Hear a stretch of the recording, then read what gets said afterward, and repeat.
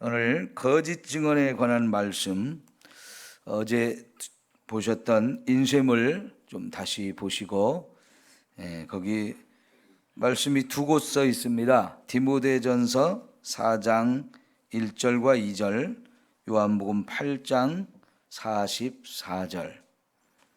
먼저 요한복음 8장 44절을 같이 봉독합니다. 시작. 너희는 너희 아비 마귀에게서 났으니 너희 아비의 욕심대로 너희도 행하고자 하느니라. 그는 처음부터 살인한 자요 진리가 그 속에 없으므로 진리에 서지 못하고 거짓을 말할 때마다 제 것으로 말하나니 이는 그가 거짓말장이요 거짓의 아비가 되었음이라. 아멘. 디모데전서 4장 1절 2절 말씀을 봅니다. 시작. 그러나 성령이 밝히 말씀하시기를 후일에 어떤 사람들이 믿음에서 떠나 미혹하는 영과 귀신의 가르침을 따르리라 하셨으니 자기 양심이 화인을 맞아서 외식함으로 거짓말하는 자들이라. 아멘. 거짓 증거하지 말라 하는 말씀이 있죠.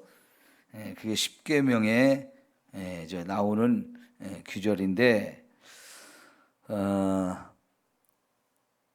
마음에서 나오는 이 악한 것들 중에 한 가지가 거짓말하는 것이라고 볼 수 있는데요. 사람이 왜 거짓말을 하느냐? 마귀가 우리에게 가르친 것이라고 볼 수 있어요.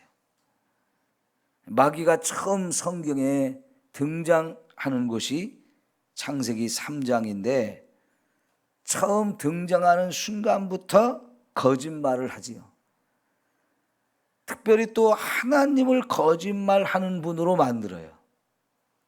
하나님은 절대로 거짓이 없으신 분인데 그 하나님의 말씀을 완전히 거짓말로 바꾸어서 마치 하나님이 우리를 속이고 거짓말하신 분인 것처럼 이렇게 만들거든요. 자기가 거짓말하면서.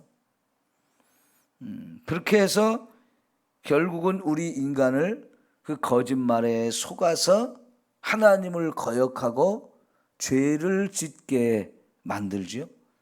이것이 인간이 죄를 짓는 첫 번째 사건이었어요. 근데 그 죄를 짓게 되는 것이 우리에게 거짓말을 하고 그 거짓말에 우리가 속아서 거짓에 이렇게 거짓말에 속아서 죄를 짓게 되죠. 이 거짓말이라는 게 얼마나 무서운 겁니까? 인간을 최초로 범죄하게 만든 사건이거든요. 그런데 이 거짓말을 하는 것이 마귀의 속성이다 보니까 이제 그 최초의 아담과 하와가 이 거짓말에 속아 죄를 짓게 된 후부터 우리 인간이 또한 거짓말하는 죄를 자꾸 범하게 되어지는데, 특별히 여러분 디모데전서 4장 1절 2절이 무엇을 말하는 걸까요? 후일에 어떤 사람들이 믿음에서 떠나가지고 자기만 떠나는 것으로 끝나지 않고 미혹하는 영과 귀신의 가르침을 따라가지고 거짓말을 하게 되어진다는 거예요.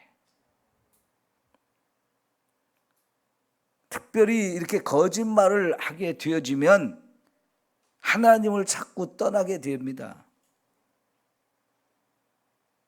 그런데 그렇게 하나님 떠난 사람들의 미혹의 영과 귀신의 가르침을 자꾸 따르게 된다는 거죠. 이 귀신의 가르침이라고 하는 거, 이게 결국은 뭐겠습니까? 바로 이단입니다. 이단. 하나님의 말씀을 거짓말로 바꾸어서 가르치는 거.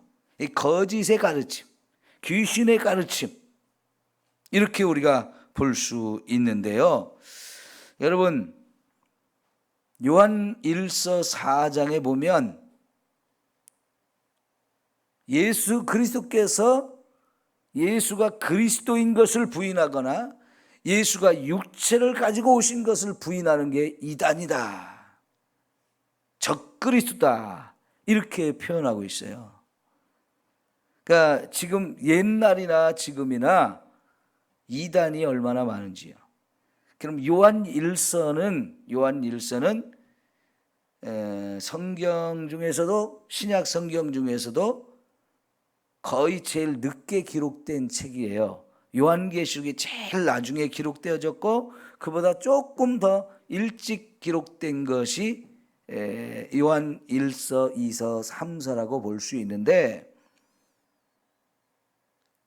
요한이 이 요한복음과 요한 1, 2, 3서를 기록할 때 이미 이단들이 있었던 거예요.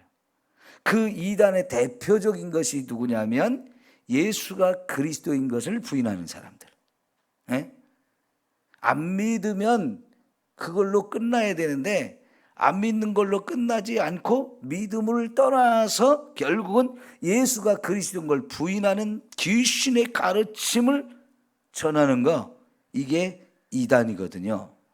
그러니까 여러분, 이단이라고 하는 것은 아주 일찍부터 생기기 시작해가지고 지금까지 수없이 많은 이단들이 만들어졌죠. 우리나라에서 특별히 지금의 최고의 이단이 뭡니까? 신천지. 근데 그 신천지의 특징이 뭐냐면 거짓말을 너무나 잘한다는 거예요. 예수 믿는 저와 여러분들을 속이기 위해서 모략이라고 하는 것을 정당화시켜요. 그 모략이라는 게 뭡니까? 거짓말을 하는 거거든요. 근데 이 거짓말하는 것을 정당화시키는 게 신천지 이단의 무서운 모습이에요.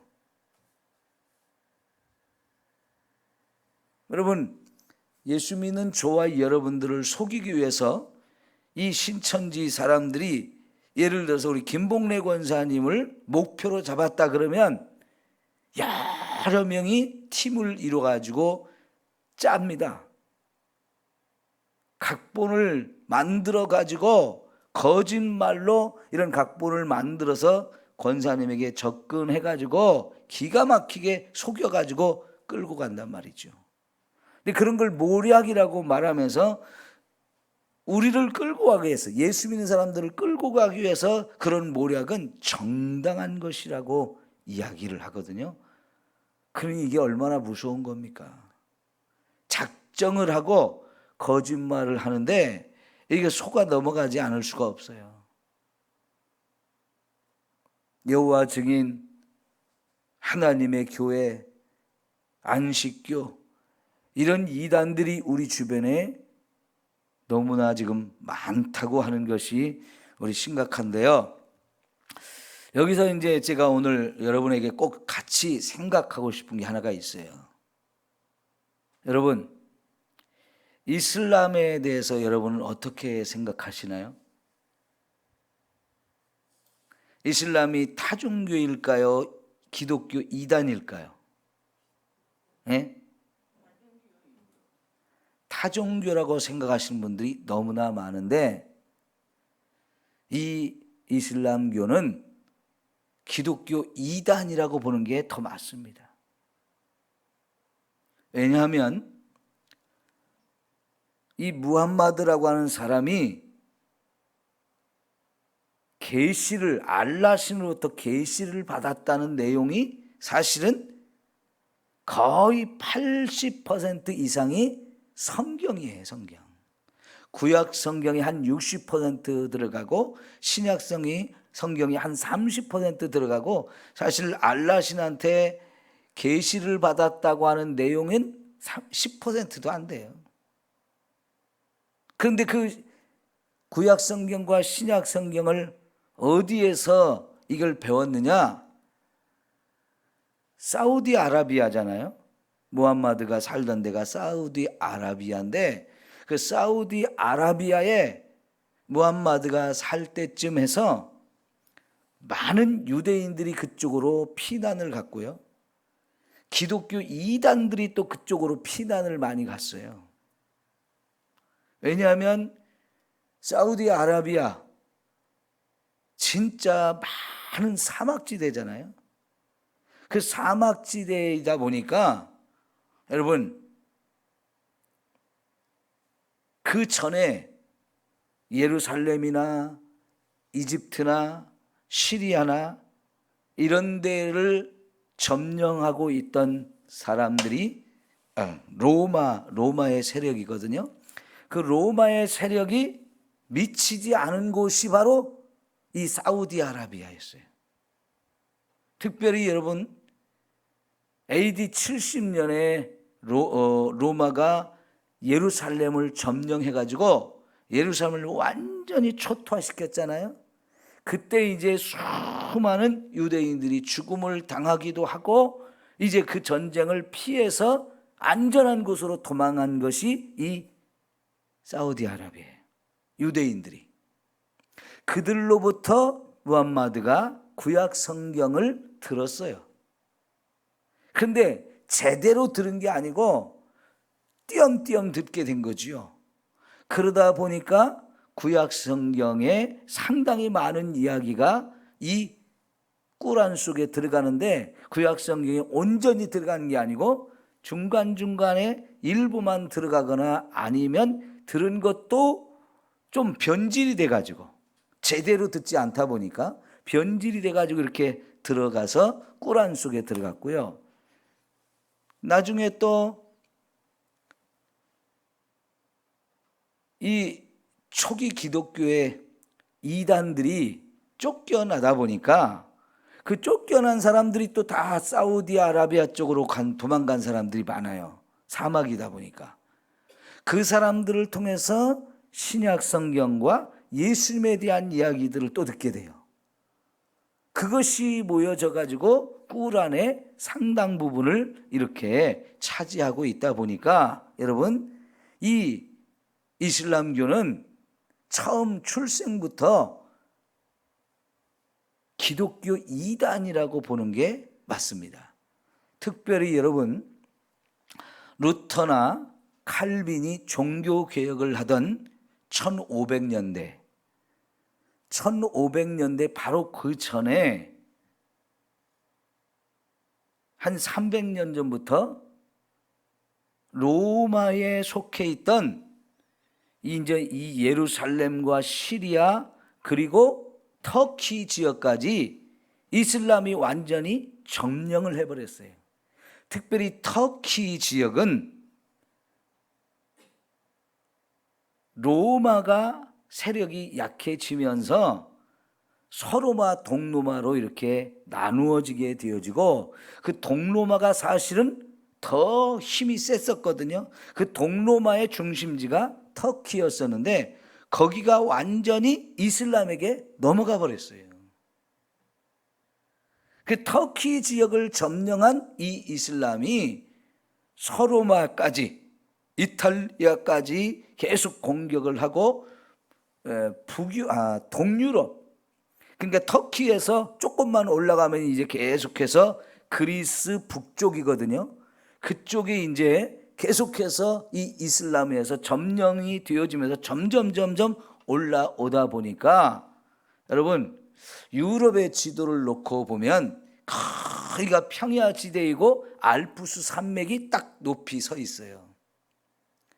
그리고 그 알프스 산맥을 중심으로 해서 서쪽으로 넘어가면 프랑스부터 스페인까지 딱 다 유럽이고, 그 다음에 그 알프스 산맥을 오른쪽으로 이렇게 해서 약간의 우회를 하면서 올라가면 거기가 독일, 북유럽 이렇게 되거든요. 그러니까 이제 알프스 산맥을 서쪽으로 넘는 것은 좀 어려웠고요. 동쪽 기슭으로 해서 이렇게 넘어가면 거기가 이제 다 북유럽이 되는데, 북유럽 독일로 가다 보면 이제 프랑스, 영국, 스페인까지 다 점령할 수 있게 지형이 그렇게 돼 있는데요. 이 이슬람 세력이 터키를 점령한 다음부터는 이 알프스 산맥의 동쪽 기슭을 통해서 점점 북으로 올라가는데 그 시대가 바로 종교개혁 시대였어요. 이 종교 개혁을 하는 마틴 루터와 칼빈에게 이슬람은 굉장히 무서운 세력이었어요.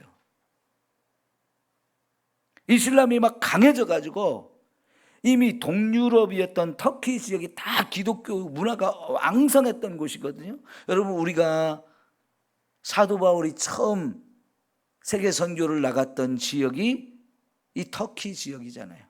그리고 거기서 어마어마하게 전도가 되어졌고, 거기서 유럽으로 넘어가서 그리스, 로마 이렇게 갔잖아요. 그런데 이 터키 지역이 완전히 이슬람에게 넘어가고 그 세력이 동유럽을 이렇게 점령하면서 올라올 때 이 기독교는 가장 타락했던 때예요. 마틴 루터와 칼빈이 종교 개혁을 하지 않으면 안 되는 때였는데, 이 종교 개혁은 두 가지 면에서 일어난 건데, 하나는 로만 캐톨릭이 너무나 부패하고 거기가 썩어 들어가다 보니까 이게 완전히 너무나 심각해진 상황이 되고, 그 심각한 상황을 틈타서 이슬람 세력이 자꾸 이제 점령에 들어오면서 터키가 완전히 망하고, 거기가 동유럽이었거든요.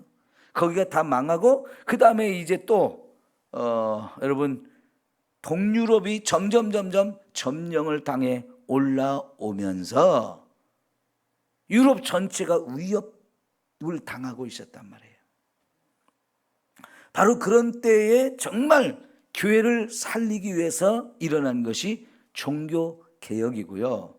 그래서 마틴 루터나 칼빈은 이 이슬람 세력에 대해서 공부를 많이 하면서 그들이 내린 결론이 뭐냐면, 이슬람교는 기독교 이단이다, 이렇게 했고, 그런 가운데서 우리 교회가 살아남을 수 있는 방법이 뭐냐? 교회가 건강해져야 된다. 그 교회가 건강해야 살아남을 수 있고, 이제 또 이슬람도 막을 수 있다고 하는 이런 마음을 가지고 종교 개혁을 시작을 했어요.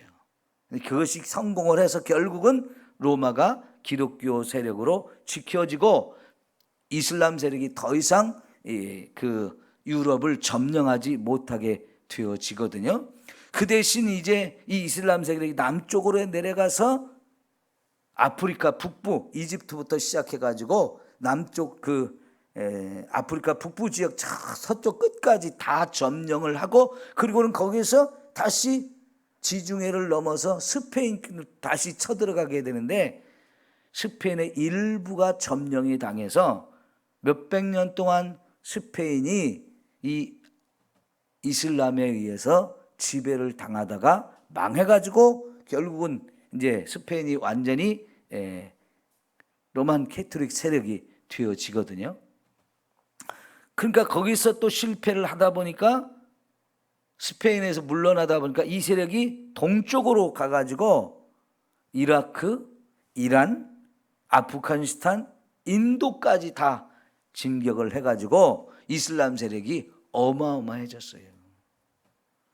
지금의 여러분, 아프가니스탄 바로 옆에는 파키스탄이 있고, 파키스탄 옆에는 또 방글라데시라는 나라들이 있는데, 이 파키스탄, 아프가니스탄, 방글라데시, 이게 몇억 명이 되는 다 이슬람 세력이에요.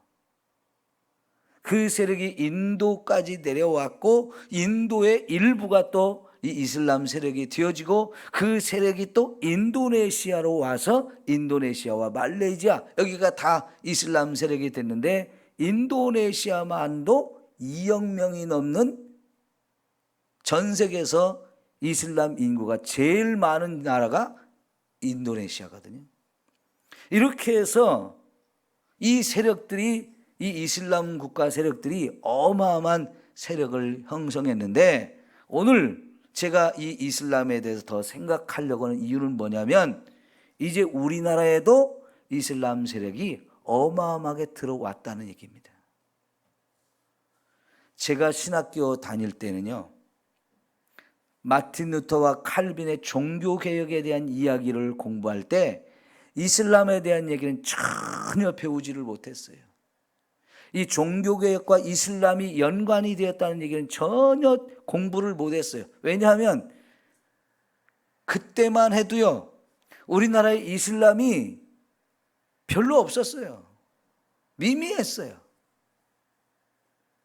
그런데 벌써 한 20년 이전부터 이슬람 세력들이 점점 우리나라에 들어오기 시작하는데, 특별히 우리나라 외국인 노동자들 중에 상당수가 이제는 이슬람권에서 어마어마하게 돌아와요. 이 방글라데시, 인도네시아, 파키스탄, 그 위쪽에 있는 이제 우즈베키스탄, 타지키스탄, 카자흐스탄, 이런 쪽에서도 어마어마하게 이렇게 우리나라에 노동자로 들어오면서 이 사람들이 다 이슬람 세력이잖아요. 그런데 몇 년 전에 제주도에 예멘 난민들이 왔을 때, 그때만 해도 우리나라 백성들의 거의 대부분이 이 이슬람 세력이 우리에게 들어오는 것에 대한 거부감이 많았어요. 근데 금년에 아프가니스탄에서 탈레반이, 미군이 거기서 철수하고 탈레반이 장악하면서 우리나라 사람들이 거기서 철수하면서 우리나라 사람들과 함께 협력했던 아프가니스탄 사람들 360명 정도가 이제 비행기로 이렇게 우리나라에 들어왔잖아요. 근데 이번에 그 사건은 워낙 그 작전 자체가 전 세계를 깜짝 놀라게 할 만큼 대단한 사건이다 보니까 그렇게 들어온 아프가니스탄 사람들에 대해서 상당히 우리가 호의적이 됐어요. 정부에서도 그렇고 국민들이 그걸 다 지지하고 그걸 막 그렇게 온 사람들에서 막 환영하고, 이런 분위기가 굉장히 지금 확 바뀌어진 거예요. 몇 년 전에 예멘에서 왔던 그 난민들은 막 거부했는데 이번에 아프가니스탄 사람들에 대해서는 굉장히 환영하는 분위기가 되어졌는데요. 이렇게 지금 우리나라에 이슬람에 대한 내용들이 너무나 급격하게 변화가 되고 우리의 생각도 바뀌고 있고, 이슬람 교도들이, 이 무슬림이 엄청나게 우리에게 들어와서요, 지금은 우리나라 전국에 이슬람 교도, 무슬림들이 모여서 예배하는 처소가 100곳이 넘어요. 엄청난 숫자가 늘어났단 말이죠. 그래서 여러분, 지금 여기 교회 건너편 쪽에 외국인 출입국 관리소가 만들어졌죠. 국정원 자리가 있던 곳에 완전히 건물 새롭게 져가지고 외국인 출입국 관리소가 아주 크게 만들어졌는데, 여기에 이제 외국인들이 와서 여기서 출입 관계 이런 업무들을 봐야 되는 곳이거든요. 그러니까 여러분, 이제 심심치 않게 우리 여기 이쪽으로 쭉 내려가면 버스 정류장 있죠. 거기서 심심치 않게 히잡을 쓴 사람들을 종종 보게 돼요. 우리 가까이 왔다는 얘기입니다. 그런데 이 사람들에 대해서 우리가 얼만큼 알고 있느냐? 모르다 보니까 이슬람 세력들이 자꾸 이슬람교를 평화의 종교 계속 언론을 통해서 우리에게 막 선전을 했거든요. 그래서 우리 국민 대부분이, 기독교인조차도 이슬람교도에 대해서 평화의 종교라는 생각을 다 가지고 있어요. 그런데 우리가 지금 세계적인 상황을 보았을 때는 탈레반이라든가 IS라든가 알카에다라든가 이런 사람들이 얼마나 과격하게 테러 분자들입니까? 근데 이 사람들의 테러 내용이 결국은 꾸란에서 나온 거거든요. 꾸란과, 그들이 말하는 꾸란과 전혀 상관없이 생긴 게 아니고 그들이 생겨날 수밖에 없는 규절들이 꾸란 속에 너무나 많이 들어있다 보니까 그거를 주장하는 사람들이 그렇게 과격한 테러 분자가 되어지는 건데, 이건 절대로 평화라고 얘기할 수가 없잖아요. 그들이 말하는 평화하고 우리가 생각하는 평화는 개념 자체가 다르거든요. 유럽이 이슬람 교도들이 수없이 들어가면서 어마어마하게 달라졌는데 유럽이라는 나라 자체가 다 바뀌는 거예요. 왜냐하면 이 이슬람교도들이 많아지면서 그렇게 문화가 이슬람 쪽으로 흘러가면서 엄청난 변화가 오고 있어요. 근데 우리도 이제 그 유럽의 뒤를 자꾸만 따라가고 있는 게 지금 심각한 거거든요. 그래서 여러분, 앞으로는 이 이슬람에 대해서 우리가 공부도 많이 해야 되고요. 이들을 어떻게 복음화시킬 것인가, 이것도 많이 연구를 해야 돼요. 근데 이슬람에 대해서 모르면 절대로 전도를 못 해요. 근데 꾸란에 보면 이슬람의 남자들은 이슬람 여자와 아니면 유대인이나 아니면 기독교인들하고 결혼을 하라고 명시가 돼 있어요. 그래서 이슬람 남자들은 한국에 와서 자기들이 혼자 오잖아요. 남자들이만 오잖아요. 남자들이 와가지고 자기 가족을 데려오지 않는 한 오랫동안 몇 년 동안 이렇게 가족들하고 헤어져 살다 보니까 여기서 또 결혼을 하고 싶어지는 거예요. 그들은 일부 다처제가 허용되잖아요. 그러다 보니까 한국에 와서 몇 년 살다 보면 한국 사람들하고 결혼하고 싶어지는데 그들은 그냥 보통 사람하고는 결혼할 수가 없어요. 기독교인하고만 결혼을 해야 돼요. 한국에는 유대인이 없잖아요. 기독교 여인하고 결혼을 해야 된단 말이에요. 그렇게 해서 기독교 여인들과 결혼을 하고 자녀를 낳으면 그 여인과 자녀들은 다 무슬림으로 만들어 버리는 거예요.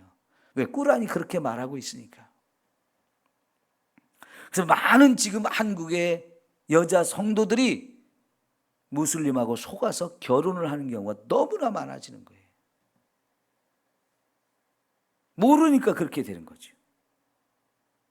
이거는 너무나 명백한, 우리가 성경을 아는 사람들이 이슬람을 알게 되면 이거는 이단이구나, 너무나 드러나는 건데 이걸 모르다 보니까 그냥 다 넘어가게 되어지는 거예요.